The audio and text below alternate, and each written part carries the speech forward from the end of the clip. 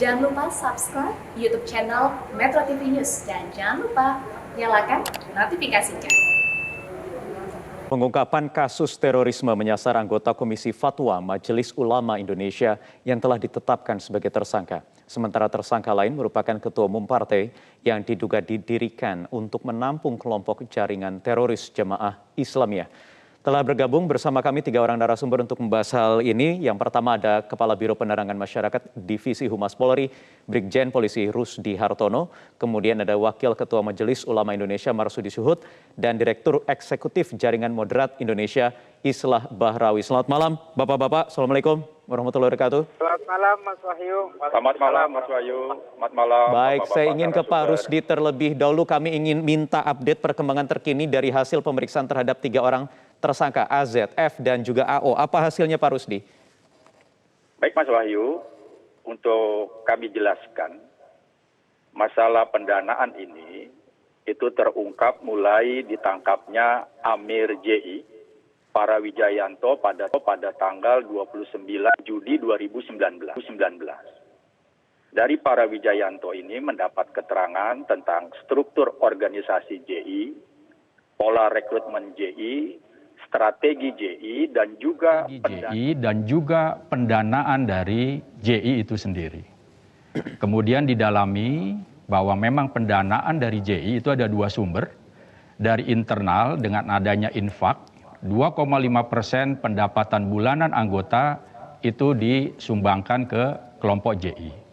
Kemudian ada pola-pola eksternal, salah satunya adalah dengan membuat badan Baitul Mal Abdurrahman bin Auf yang telah kita ketahui. Ini telah kita dalami dan memang Baitul Mal Abdurrahman bin Auf ini menjadi pundi-pundi daripada JI untuk mendapatkan dana. Karena memang kita tahu bersama untuk mempertahankan satu ekstensi organisasi sangat membutuhkan dana ini. Dari keterangan Parawijayanto inilah yang terus dilakukan pendalaman. Mulai tahun 2019 sampai berakhir pada penangkapan tanggal 16 November 2019 terhadap 3 tersangka ini. Jadi dari keterangan 28 saksi yang sekarang telah menjadi tersangka, dokumen-dokumen yang diamankan oleh Densus 88 dan juga keterangan ahli menjurus bahwa ketiga orang yang ditangkap terakhir ini terlibat di dalam aktivitas pendanaan kelompok teroris JI. Seperti itu. Ya, perannya masing-masing apa Pak Rusdi? Dari 3 orang ini ada AZA dalam pendanaan Baitul Mal Abdurrahman bin Auf, dia sebagai Ketua Dewan Syariah Baitul Mal Abdurrahman bin Auf. Kemudian tersangka FAO ini sebagai anggota Dewan Syariah Baitul Mal Abdurrahman bin Auf. Sedangkan tersangka AA ini adalah inisiator dari berdirinya Badan Perisai, yaitu satu badan yang merupakan kegiatan-kegiatan rehabilitasi, edukasi, dan advokasi, khususnya memberikan bantuan hukum terhadap anggota JI yang tertangkap oleh Densus, ataupun memberikan sumbangan terhadap keluarga anggota JI yang tertangkap oleh Densus. Ini peran-peran mereka di dalam kelompok teroris JI, Mas Wahyu.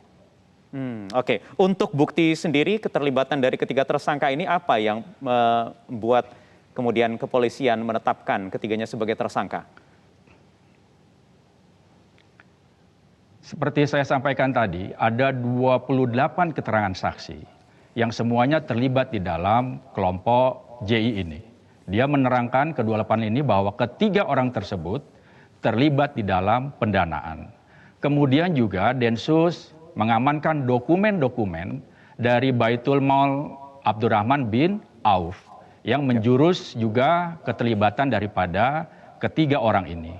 Dan juga keterangan ahli tentunya yang bisa menjelaskan bahwa ketiga orang ini telah terlibat di dalam aktivitas terorisme di tanah air. Pak Rusdi, kita tahu beberapa waktu yang lalu juga diamankan ada ribuan kotak amal di Lampung. Adakah keterkaitannya dengan pola-pola yang dijalankan oleh jaringan Jamaah Islamiyah ini untuk pendanaan mereka? Benar sekali Mas Wahyu, apabila kita bicara Baitul Mal Abdurrahman bin Auf, tentunya kita pada tahun 2019 mulai mengamankan kotak-kotak amal bermasalah. Di Lampung, di Sumatera Utara, termasuk juga di Jakarta dan Jabodetabek. Ini telah kita amankan. Dan sampai terakhir kemarin, kegiatan penanganan kelompok-kelompok JI ini, baik di Lampung maupun Jawa Timur dan terakhir di Bekasi, ini merupakan satu rangkaian dan mereka merupakan satu kelompok dalam proses pencarian dana untuk kelompok teroris JI. Ya, oke. Baik. Pak Rusdi, kita tahan sebentar. Saya ingin menanyakan kalau tadi Pak Rusdi menjelaskan dari ke-28 orang saksi atau tersangka yang sudah diamankan, ini soal pola-pola rekrutmen dan juga pola-pola pendanaan. Yang ingin saya tanyakan juga, adakah rencana aksi teror yang sudah direncanakan? Tapi sebelumnya nanti saya ingin ke Pak Marsudi Syuhud dulu, karena ini yang menarik perhatian publik adalah keberadaan Ahmad Zain yang juga aktif di MUI dan sekarang sudah ditetapkan sebagai tersangka dalam kasus dugaan tindak pidana terorisme. Sesaat lagi kita lanjutkan di segmen berikutnya. Ya, baik, kita lanjutkan lagi perbincangan. Saya ingin ke Pak Marsudi. Pak Marsudi, ada fakta menarik saat Majelis Ulama Indonesia bahkan dalam Komisi Fatwa terdapat tersangka kasus dugaan terorisme. Bagaimana ini bisa terjadi kalau menurut Anda?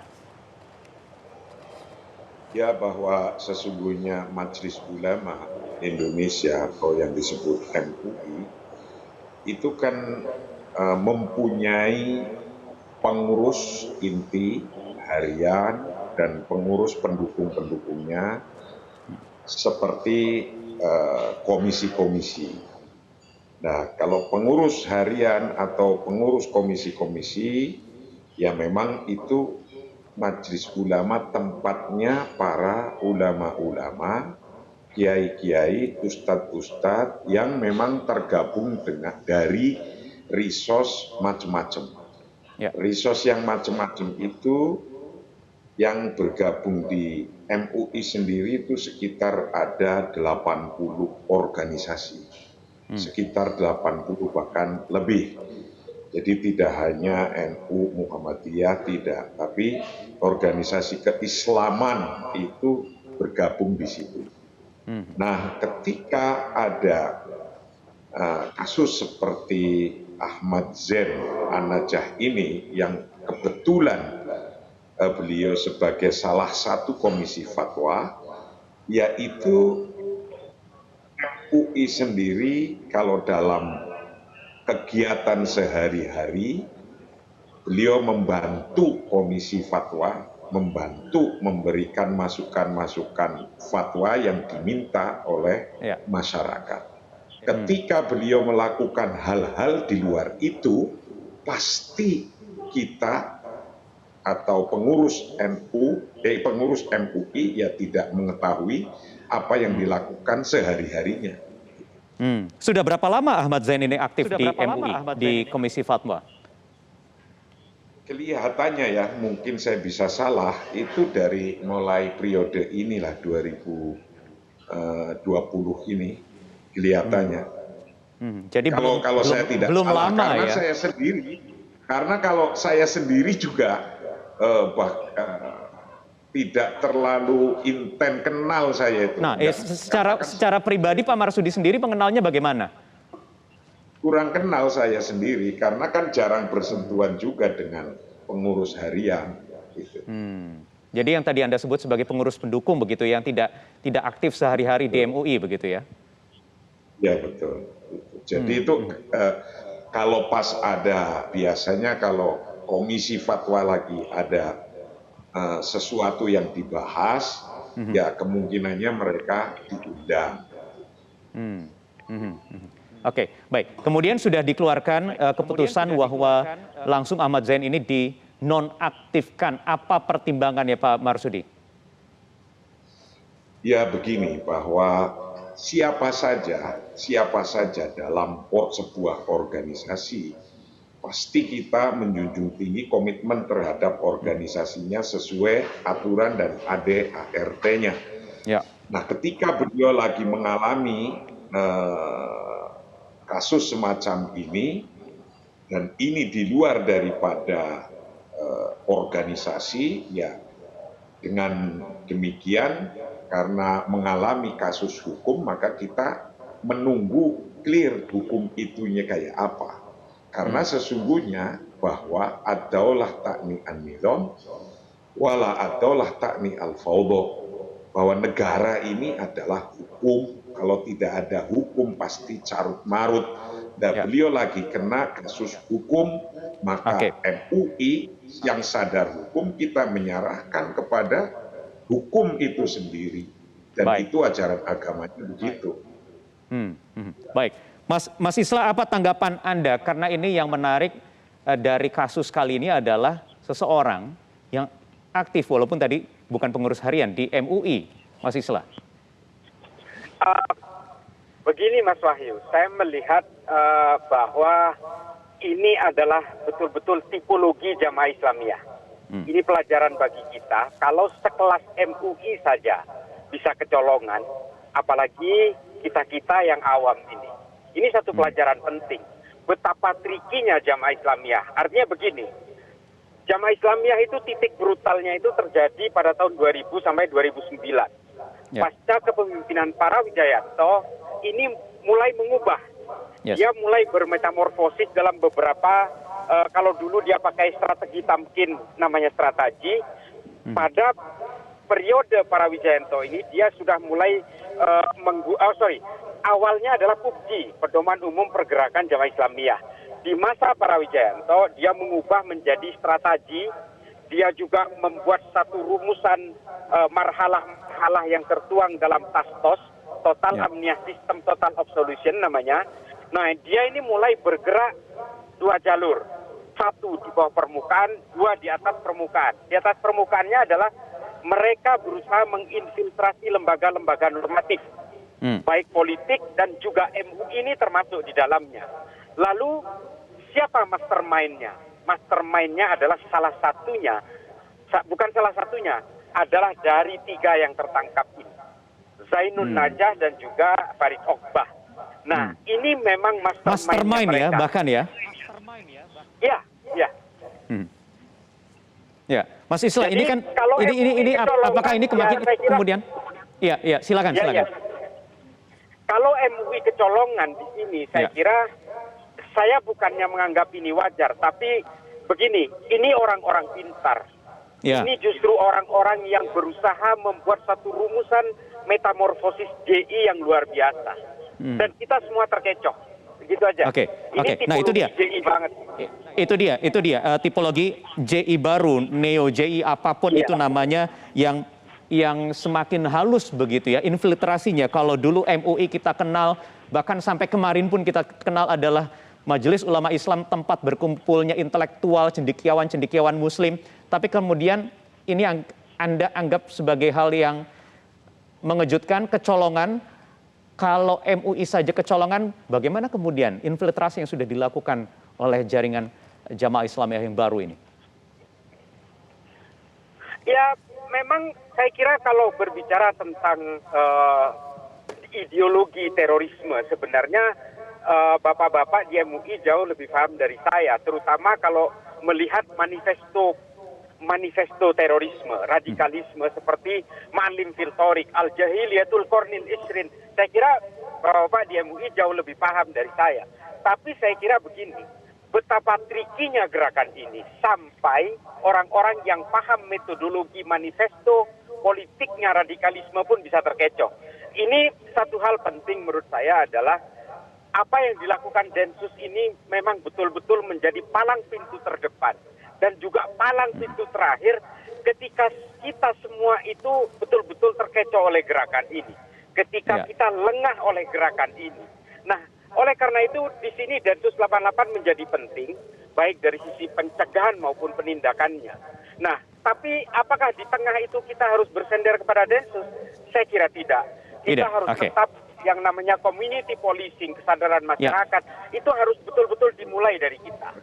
Ya, nah itu dia Mas, karena memang pergerakan yang semakin halus begitu ya. Kemudian apakah pergerakan dari JI ini kemudian, kalau kita berkaca belasan puluhan tahun yang lalu, kalau kita bicara soal mafia juga bisa ada social acceptance, ada social network yang terbangun, kedekatan dengan masyarakat.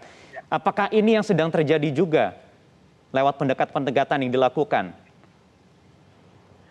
Ya, saya kira memang dalam hal ini Densus, saya percaya bagi Densus bahwa Densus bisa beradaptasi dengan pergerakan mereka. Apa yang dilakukan oleh Farid Ogbah dengan gerakan jihad global yang dia cetuskan lewat JI itu kan sebenarnya ingin berusaha melakukan importasi skill. Nah, ini yang dilakukan mereka. Makanya mereka melakukan gerakan-gerakan bawah tanah dan berusaha masuk kepada lembaga-lembaga normatif itu sangat smooth. Sampai MUI pun ketipu. Ini yang menjadi pelajaran bagi kita. Nah, oleh karena itu menurut saya, jangan biarkan Densus itu bergerak sendirian. Pencegahan di hulu harus betul-betul dibantu oleh masyarakat. Ada di tengah-tengah masyarakat itu sendiri ya? MUI. Ya. Baik. Mas Islah, tahan sebentar, Bapak-Bapak tahan sebentar. Saya ingin tanyakan hal berikutnya ke Pak Rusdi tadi soal ada tidak rencana plan aksi yang bahkan sudah dirancang oleh para tersangka ini. Nanti dijawab di segmen berikutnya. Tetap bersama kami di Prime Time News.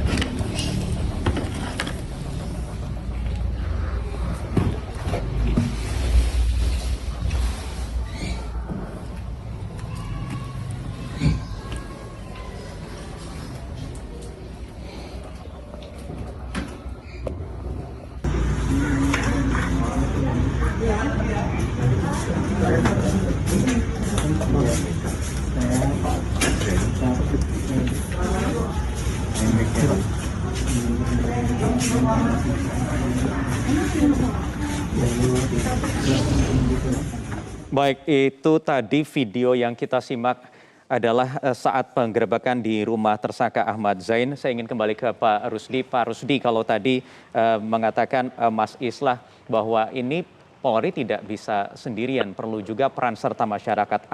Apa yang sudah dilakukan oleh teman-teman Polri bersama masyarakat? Benar sekali Mas Wahyu bahwa kita pahami bersama bahwa masalah terorisme ini menjadi masalah bersama. Dapat mengganggu keamanan, ketertiban masyarakat, bahkan juga mengganggu kehidupan berbangsa dan bernegara. Upaya-upaya Polri tentang pencegahan, bagaimana polisi-polisi terdepan di desa, Babin Kamtipmas, bersama-sama dengan Babinsa, kepala desa, semua mengingatkan terus tentang bahaya terorisme yang tetap ada di sekeliling kita. Ini menjadi bagian bagaimana Polri berusaha mencegah dari terdepan masyarakat yang ada pada tingkat desa. Ini menjadi salah satu upaya yang dilakukan Polri untuk pencegahan. Pada sisi lain karena tadi juga Pak Rusdin, mohon maaf saya potong, upaya-upaya ketika misalnya hukum tersebut. Iya, ketua RT di tempat lokasi tempat lembaga amil zakat tadi tidak mengetahui aktivitas paling tidak selama 1 tahun terakhir ini. Artinya memang masyarakat sendiri tidak aware, tidak peka dengan apa yang berlangsung di lokasinya, di wilayahnya. Benar Mas Yayu, yang jelas tadi seperti Mas Islah katakan, bagaimana community policing, pemolisian masyarakat ini harus betul-betul dapat dijalankan. Sehingga masyarakat memiliki kepedulian terhadap permasalahan-permasalahan di lingkungan. Ini terus digiatkan oleh para Babin Kamtipmas dengan Babinsa dan juga kepala desa di tingkat desa, seperti itu. Pak Rusdi, kalau boleh tahu, kalau tadi kita bicara soal pendanaan, apakah juga sudah ada rencana aksi teror misalnya yang disiapkan oleh para tersangka ini? Upaya-upaya yang dilakukan, khususnya oleh Densus 88 dengan preventive strike, dengan penegakan hukum sebagai upaya-upaya pencegahan agar tidak terjadinya aksi teror di tanah air. Dari Sabang sampai Merauke 24 jam rekan-rekan Densus ini bekerja. Dan sampai saat ini terus dilakukan dan tentunya segala rencana-rencana mereka dengan kegiatan preventive strike ini dapat tercium oleh Densus. Tentunya ini dapat kita lakukan terus, dapat mencegah daripada aksi teror yang tentunya akan mengganggu kehidupan bermasyarakat di tanah air. Baik, baik. Saya ingin kembali ke Pak Marsudi. Pak Marsudi, kalau tadi kata Mas Islah kecolongan MUI, bagaimana Anda menjawabnya? Ya menurut saya kecolongan atau tidak kecolongan bahwa di MUI itu satu, bahwa dipandang orang itu mampu, doktornya saja dari Al-Azhar, Ya. S3-nya dari Al-Azhar beliaunya ini, itu nomor satu. Nomor dua, bahwa rata-rata seluruh yang masuk di MUI itu adalah mempunyai organisasi masing-masing di belakangnya, yang organisasi itu juga masuk atau katakan menyatu di bersama-sama di MUI. Lah, ukuran yang semacam ini memang tidak sampai kita itu kayak di zaman dulu harus di screening dulu. Memang kita ya tidak sampai ke screening begitu. Iya, ya ini baru pengalaman pertama lah itu kira-kira kayak gitu. Apakah kemudian seleksinya akan semakin ditingkatkan mengingat tanggung jawab moral MUI yang begitu besar untuk menjaga Islam yang moderat di tanah air? Selain itu kemudian juga harus mengakomodir organisasi-organisasi Islam yang beragam semakin banyak saat ini, Pak Marsudi. Iya pasti, karenanya MUI sendiri mengeluarkan fatwa tentang fatwa MUI nomor 3 tahun 84 itu tentang terorisme, jelas di situ bahwa MUI sendiri juga bersama-sama memerangi terorisme, sehingga fatwa MUI pun keluar. Loh, kok malah ibaratnya mendatengin fatwanya itu kan. Gitu. Padahal MUI sendiri punya fatwa untuk itu, untuk memerangi terorisme. Gitu. Oke, Mas Islah, kalau kita tahu sekarang, iya, ada banyak manuver cara yang dilakukan membuat organisasi massa, bahkan ada instrumen membuat partai politik. Ini juga masih didalami keterlibatan. Ada partai yang diduga juga berafiliasi dengan para tersangka yang didirikan oleh tersangka. Bagaimana kalau menurut Anda? Saya mengamati banyak organisasi teror. Salah satunya misalnya Al-Shabaab, Boko Haram, Seleka, Abu Sayyaf dan sebagainya. Yang paling tricky dari semua ini adalah Jamaah Islamiyah menurut saya. Pertama, dia melakukan akselerasinya dengan cepat. Dia bisa bermetamorfosis dan mengkonversi berbagai metodologi itu. Dia dari waktu ke waktu bisa berubah cepat. Coba bayangkan, Zainun Najah, Farid Ogbah, ini orang-orang pinter. Dia ahli fikih, ahli syariah, dia juga lulusan luar negeri dan sebagainya. Ini orang-orang pinter. Coba bisa bayangkan kita harus bisa mengimbangi akselerasi ini. Densus mungkin bisa mengimbangi ini. Tapi jangan salah juga, mereka ini semua sangat tricky. Masyarakat harus bisa melakukan proteksi itu. Ini yang menjadi sangat penting. Jadi saya kira begini Mas, soal masalah metamorfosis metodologi dan sebagainya ini kan bisa dipelajari. Tapi kemudian masalah community awareness ini yang harus dibangun. Deteksi dini dan sebagainya itu harus betul-betul dibangun. Saya kira. Baik. Community policing juga yang tadi sudah disampaikan oleh Pak Rusdi ya, juga harus dikuatkan. Baik, terima kasih Bapak-Bapak, Mas Islah, Pak Marsudi. Pak Rusdi, terima kasih sudah bergabung bersama kami. Kami akan nantikan terus perkembangan terkini dari teman-teman di kepolisian.